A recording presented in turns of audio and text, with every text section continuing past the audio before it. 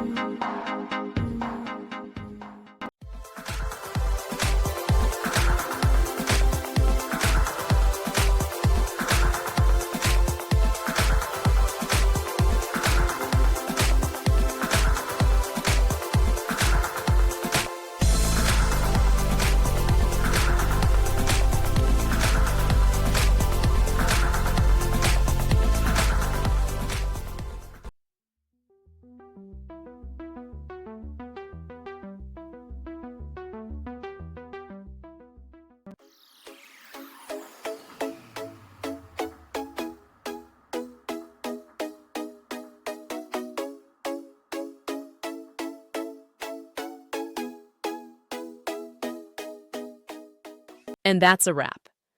I hope you found the answer you were looking for. If you did, take a second to hit that subscribe button. It really helps out. And let me know in the comments which solution worked best for you. See you next time in the Debug Zone.